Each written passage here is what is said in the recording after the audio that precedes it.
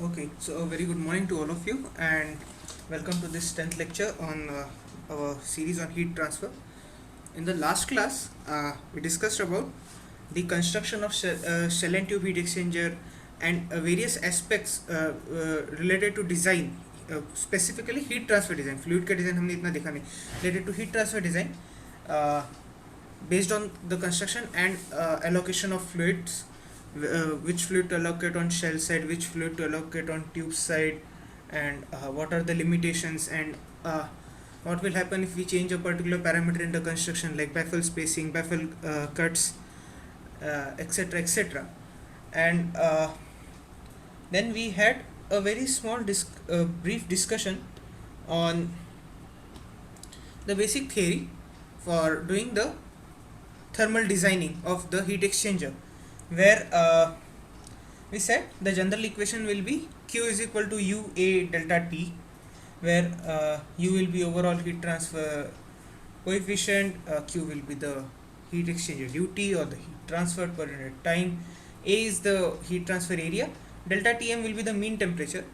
In our discussion on double pipe heat exchangers, we found out that this delta Tm turns out to be a log mean temperature difference, and in this case the solving for this, the way we had solved it over there, is very difficult. So what we say is it is delta TLMTD, it is log mean temperature difference only with a correction factor. And why do we need a correction factor? We had seen that because there will be passes on shell side, there will be passes on tube sides, plus there will be some temperature gradients changing because of those things. So the correction factor for log mean temperature difference based on the temperature and passes. So we say that this delta Tm,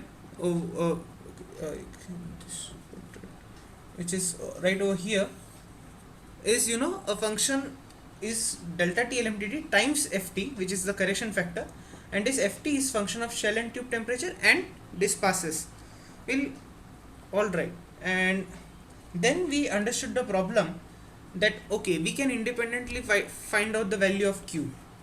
Q की value हम बहुत आराम से निकाल सकते हैं based on किस liquid को कूल करना है, and we know the temperatures, we know the flow rates, we know Cp values. We just take the product of these with, and we get the heat that has to be transferred. Delta Tm is something that can also be found out because we know the inlet and outlet temperatures of both the streams, and once we have fixed like the passes, we can simply find out delta Tm value also. But A depends on diameter and length, and U depends on diameter and the material properties. And in this case, it won't be just the diameter, it will also depend on the construction. You see, U has to do with velocities, velocity has to do with the flow areas. So we have already seen this example over here. If I change the baffle cut percentage, the shell side area available for flow will change. If I change the spacing of the baffles, again the flow geometries would change. If I change if I change the tube spacing, again the things will change. So U again depends on lot many factors, and area also depends on those. So how to take a starting point, this was the question. So today we start our discussion from here, we will take ahead, and our first agenda of today's discussion is steps or the general procedure to design a shell and tube exchanger.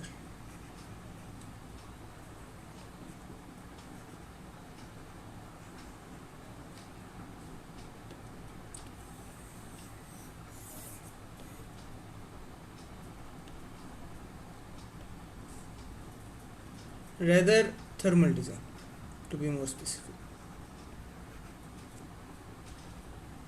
And I'll have to add off.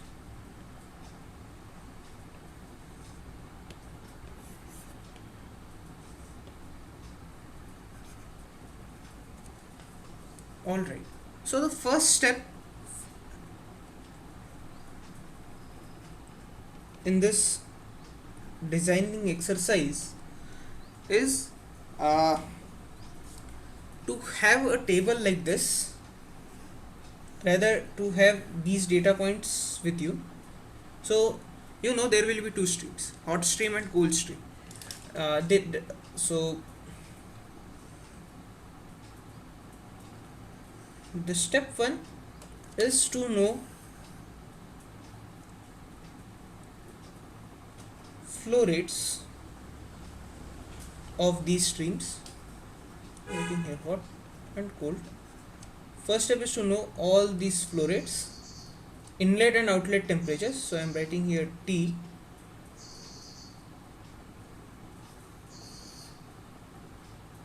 And this will be in and out. You should know these. And using this data, you should be able to calculate Q. And to calculate Q for both these fluids, you will require to know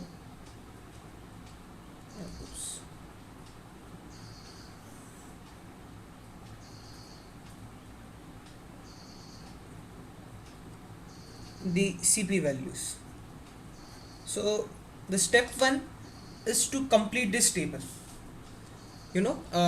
Sometimes some specifications would be given. In some problems you would be given duty directly, and then you would be given some temperatures and some flow rates. But our step one is to complete this table. And you see, you don't need anything other than the things that I have mentioned here. Like you just need flow rates, mass flow rates typically. You need temperatures and you need Cp values to calculate Q. Our target is to have all these values ready with us before moving to step 2. In the step 2 of our approach, we will collect the physical parameters. So step 2 is collecting all physical parameters. So what are the physical parameters that we require? Yes, anyone?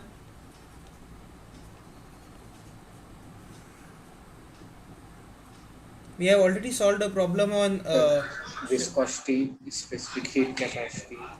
Yes, viscosity, Cp, K and rho. Alright, so you need to collect all these 4 values. This has already been covered in step 1. So this step 1 and this is step 2. So basically you see step 1 and step 2 are like pre-steps. It's like collecting all the data, and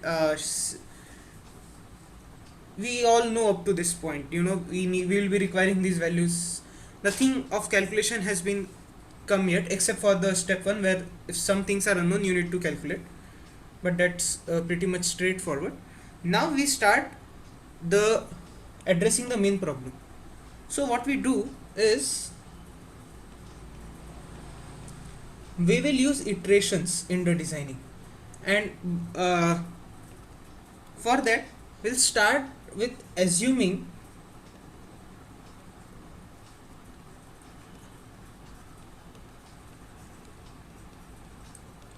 a starting point for u. Alright, you see, u is something like 1 by u is 1 by hi plus 1 by ho plus the thermal conductivity resistance. It is a mixture which uses some data of flow patterns, and mostly the thermal properties are being used. So there will be a capping. So like if I am going to use, let's say, water, and I think we had used benzene in the last example. So if I am going to use water and benzene, there will be a limit on the u value. So it can varies from say 500 watt per meter square Kelvin to something like 700 watt per meter square Kelvin. So what I will do is I will use this as I will take a value in between say 600 or 700, and I will start the problem. So I will get a starting point. So I will assume a starting point for you. How to judge this starting point, I am coming to it in a minute. Yeah. So what scientists have done is they have come up with this wonderful graph, as you can see over here, where on the x-axis or on the horizontal line they are showing you this one fluid which is called as a service fluid, and the process fluid is shown on your this slanted line. Let me see if I can show. Okay. Yeah. So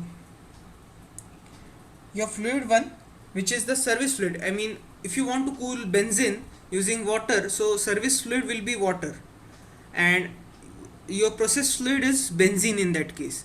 So it's not like that same analogy of hot and cold. So sometimes you want to cool something, so that will be a hot stream. Sometimes you want to heat something, so that will be a cold stream. But process stream is something that you are going to use in your further processes in industry.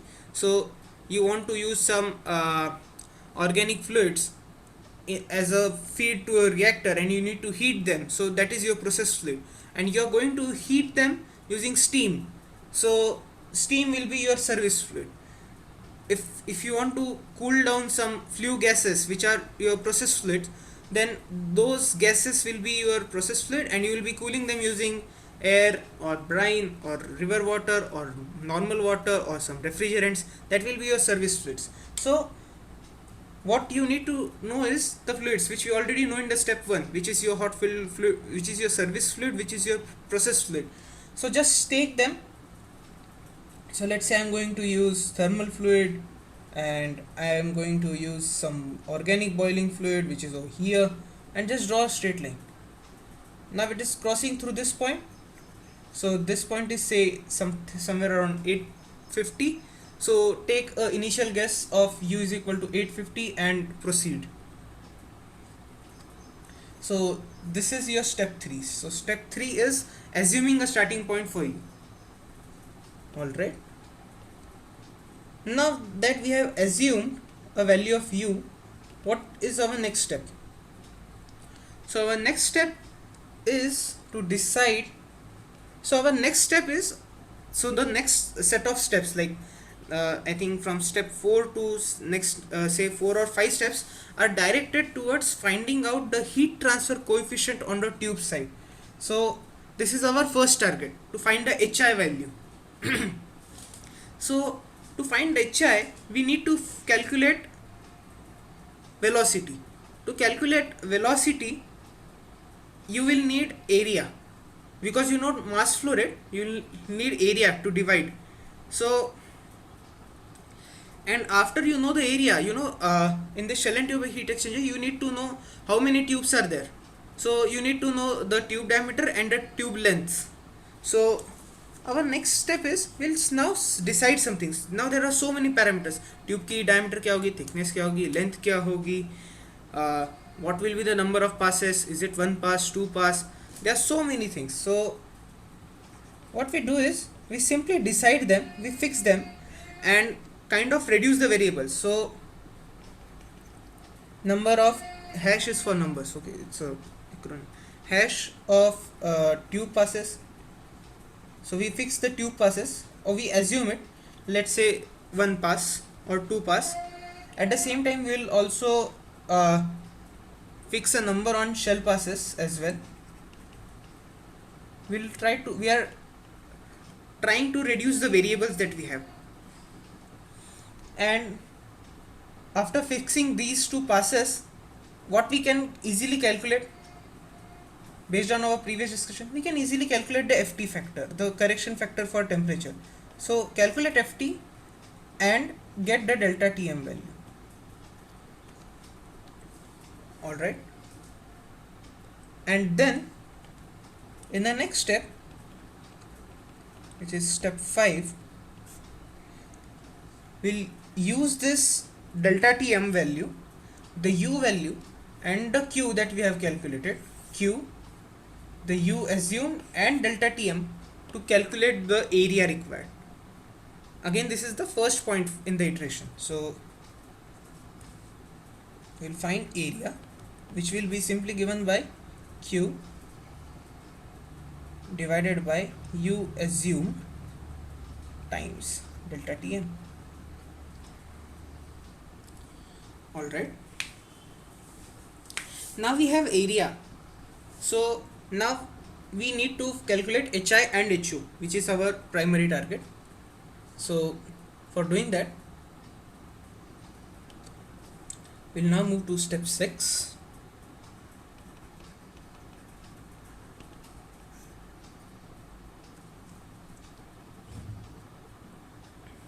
So now we decide what type of tube. So since you are going to, these are the steps to design a heat exchanger. So you have the choice, which kind of material are you going to use. Is it going to be some alloy? Are you going to use stainless steel, iron is not used because of its corrosive nature, or nickel chromium alloy, or some different kinds of alloys. So you choose the material of the tube. Then so I will write it here by type of tubes. Next thing, you can choose on the size of tubes. Take a starting point. Already you will be having a sheet of standard tube diameters. We had already seen it in our last class. They are like it's varying from 0.7 inch to some inches, around 50 mm. So you take a size of tubes as a starting point. Then we had seen layout of tubes is also important. So we'll fix out on some layout of tubes. So we had 3 layout of tubes as discussed previously, the square type, the rotated square, and the triangular. So you fix a layout, and most important you need to do here is fluid allocation, and we had discussed it, some standard set of rules for fluid allocation in our last lecture. Now that you have done these assumptions, or now that you have set out or decided these things, in the next step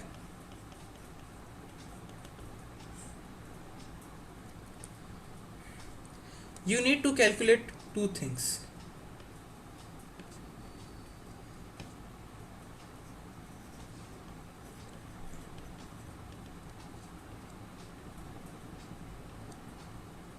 First,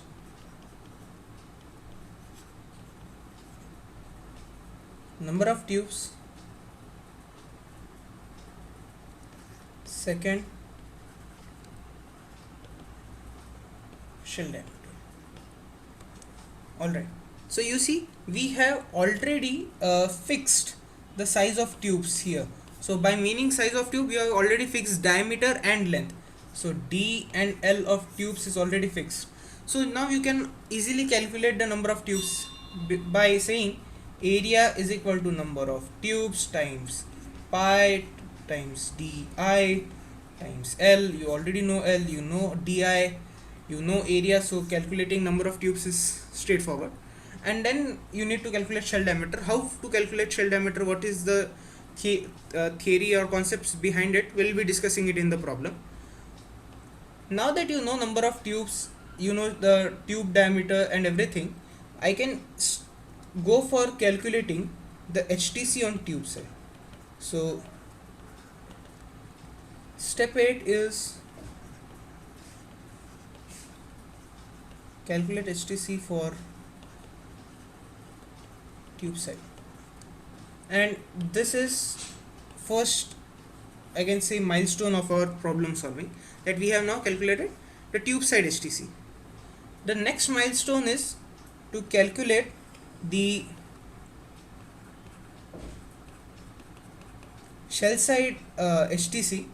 So our next set of steps will be directed towards calculating that. Alright, so to calculate shell side HTC, we'll be requiring Reynolds number and Prandtl number. Prandtl number is something that is just a property, I mean that is just the ratio of physical properties of the fluid. We can easily calculate, no problem. Just after step 2 you can calculate the Prandtl number. But velocity is something, and Reynolds number is something which requires velocity and diameter. So there are two things, velocity and diameter. What should be the velocity for the shell side? What should be the velocity for, I mean diameter for the shell side? So you see, baffle spacing and baffle cut are the two things that defines or that can change the flow the flow on your shell side. So we kind of fix baffle spacing and baffle cut here. We say, let's say this is the baffle spacing, this is the type of baffle that we are going to use. Let's see 3 types of baffles, right? One was having a linear cut, the other one was like a donut, and then there were some concurrent things. So we'll fix baffle spacing.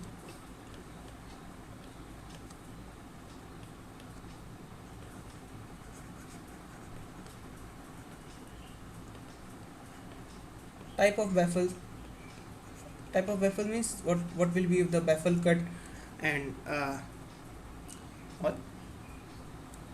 After knowing this, we'll try to find out the velocity and diameter using this data.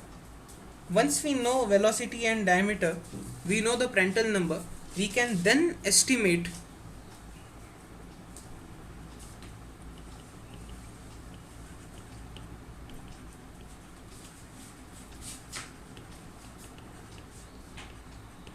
the shell side HTC, which is the second milestone of the problem. Now that we know the shell side HTC and the tube side HTC, we can now calculate U overall. So the next step, quite logical, is to calculate U overall, which will be 1 by Hi plus 1 by Ho plus the thermal thermal resistance term of the pipe. Now that you have calculated this, you have two U's. Alright, you need to see if your design is okay or not. So let me just put some numbers to give you an idea of what is happening. So let's say you started with a U assumption of 500. The Q was something like 10,000 watts, and delta T was say 20.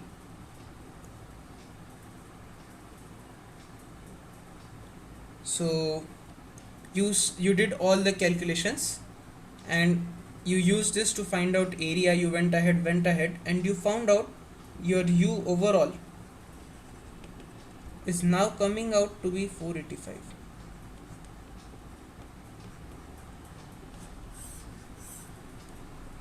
Now what is happening over here?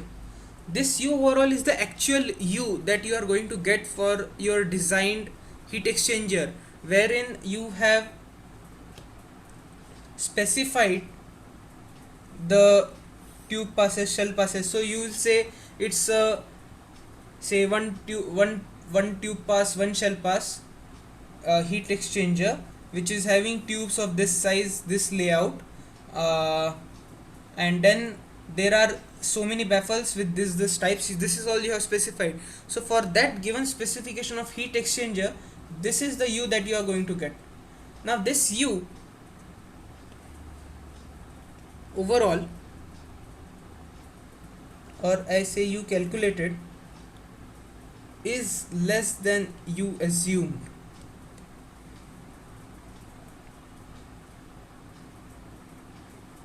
will your heat exchanger work? Will you be able to achieve the target that you wanted to achieve? Yes, anyone?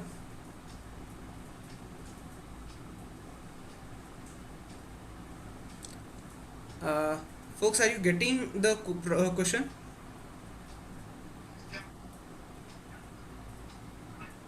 Yes, Yes, Pranjit. sir. या सो देखो, मैं फिर से बताता हूँ, Q तुम्हारा fix है, Q तुम्हारा प्रोसेस का है कि तुम्हें 10,000 वैट का हीट एक्सचेंज करना है, इट्स फिक्स्ड। तुमने काफ़ी सारे एजम्पशंस या फिर स्पेसिफिकेशंस फिक्स करते गए तुम, कि इतने ट्यूब पास होंगे, इतने शेल पास होंगे, इतना सब कुछ होगा, सो ऑन सो फोर्थ, सब कुछ करते गए। एंड उन सब के हिसाब से तुमने कैलकुलेट करके निकाला कि तुम्हारा यू 485 बैठ रहा है। And to start this you had assumed सबसे पहले कि यू 500 होगा, तो उस हिसाब से तुमने कैलकुलेशंस करना स्टार्ट किया था। और तुम्हारा जो कैलकुलेटेड यू है वो तुम्हारे यू एज्यूम से छोटा आया है। ओके, सो एक्चुअल में फॉर जो भी तुमने डिज़ाइन कैलकुलेशंस किए उसका यू 485 है, ए तुम्हारा जितना था उतना ही है, डेल्टा टी है इतना ही रहेगा, वो चेंज नहीं हो रहा है। So if you take the product of you calculated area and delta T, this will be less than 10,000। So basically जितना तुम्हें चाहिए था उतना हीट एक्सचेंज हो नहीं रहा है। Are you getting the problem? Yes, sir. So if this is less than say 5% or 10% or 30%, you have to go back to step 5. So now there is a decision tree coming here. So first year C programming काफ़ी लोगों ने किया होगा, उसमें हम लोग एक diamond बनाते थे डिसीजन के लिए। So I am trying to use the same symbol. So you kind of make a decision tree which is a if decision. If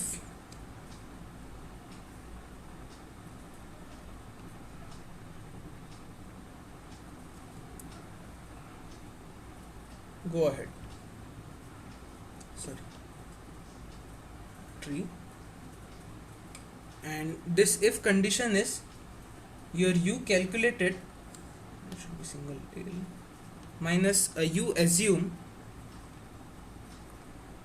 over you assume is less than 30%. If yes, go ahead.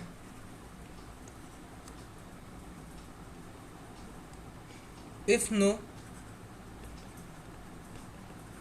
go to step 5. When you go back to step 5, you basically use the new u calculated as your starting point over here, and then you recalculate the area. Now you take that area and again find the u, repeat all the steps 6, 7, 8, 9, you will get another u and check it if it's matching. So it's like a convergence model. So you see it's तुम लोगों ने numerical methods किया होगा, right? Mathematics for chemical engineer, Yes, some sir. Course on numerical methods, जिसमें iterations आते हैं. Yes, sir. You try to converge your solution. आपको f की वैल्यू निकालनी होती है फंक्शन की, या f डैश की वैल्यू निकालनी होती है, you try to converge. So basically this step 11 in the process is this convergence step. It's that deciding step. And the convergence percent, उधर हम लोग कहते थे कि 5% के अंदर अगर दो वैल्यू चेंज हो रहे होंगे इटरेशन के, तो यू से you have iterated it, you can stop the iteration. इधर हम लोग कहते हैं रफली 20% 30% के अराउंड, इट डिपेंड्स तुमको कितना एक्यूरेट डिज़ाइन करना है. सो 20% 30% के अराउंड अगर वैल्यू मैच हो रही है, go ahead.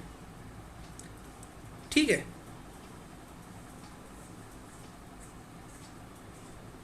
So this is your step 11 and which is basically a condition. so ये परसेंटेज जो है 30%, दिस कैन वेरी, आप लोग उसको चेंज कर सकते हो.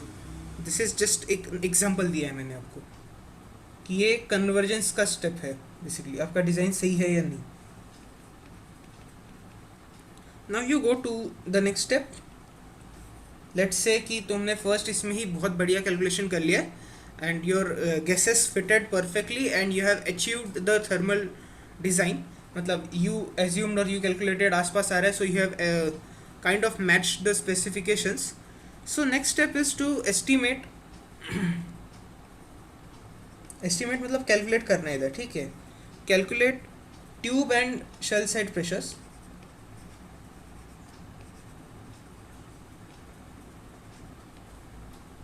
ड्रॉप्स, क्योंकि हमें मटेरियल का वो भी देखना चाहिए कितना है, कितना प्रेशर ड्रॉप है and all. And then again based on those calculations put a conditional loop, right. So the question is this delta P जो भी तुम्हारा आ रहा है on both shell side and tube side allowable. इतना अगर delta P बहुत ज़्यादा आ रहा होगा, मतलब हद से पार, तुमने कैलकुलेशंस की, यू तो आ गया, लेकिन तुम्हारा delta P is something which is not suitable for the material. So if it is okay, fine, go for economic calculations.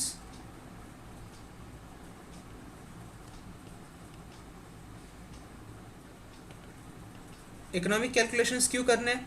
क्योंकि मैंने आपको बताया था there are two costs involve. Cost दो टाइप के होते हैं. First is the capital cost and second is the running cost. In industry, you have to optimize the cost, the overall cost.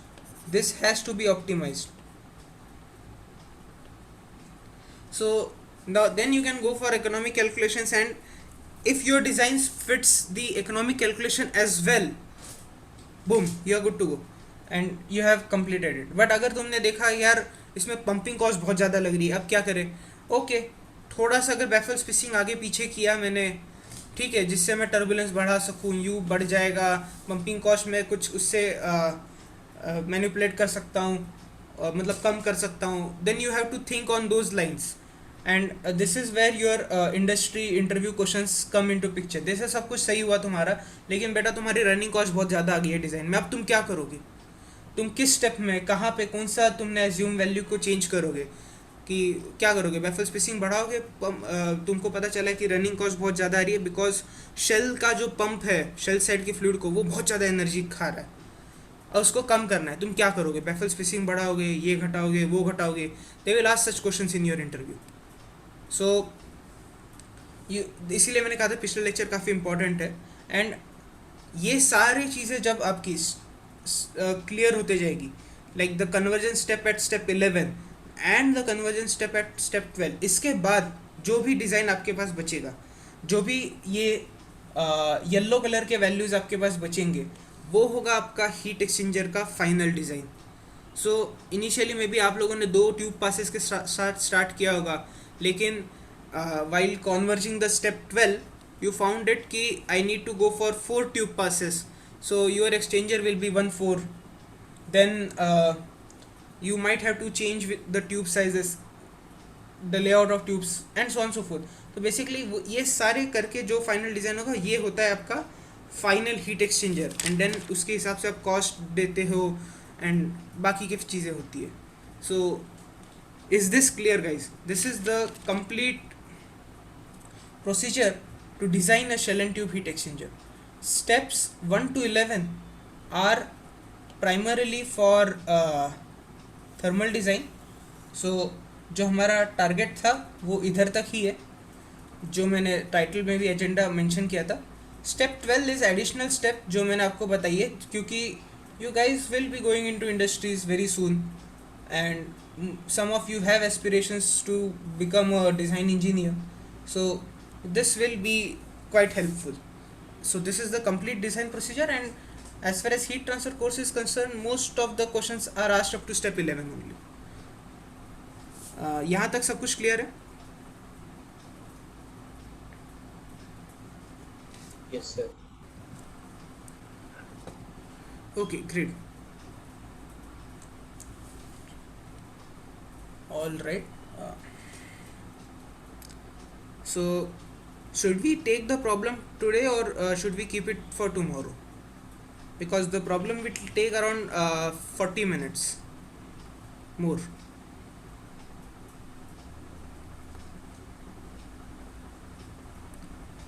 I mean, are you okay with it, or we can take it tomorrow?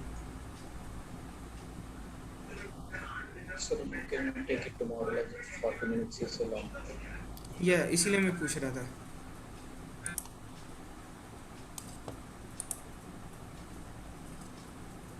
Okay, some are saying today, some are saying tomorrow. Okay, जिनको भी आज चाहिए just a quick raise of hands.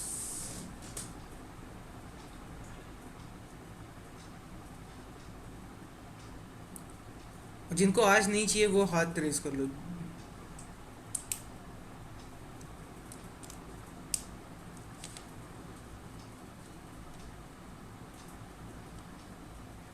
Okay, we have to. Okay, it's a 50-50.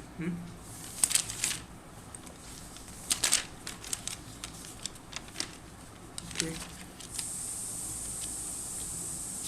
So what we can do is we'll take the middle thing. I mean, what I will do is we'll simply start the problem and try to complete step 1, and then I will again repeat it in the next class to maintain the continuity.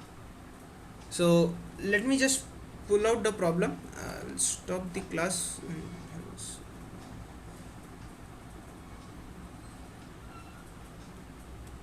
Okay, so our lecture 10 ends here. The lecture 10 was all about designing of shell and tube exchanger. Lecture 11 will have how to a numerical on designing. So thank you for lecture 10.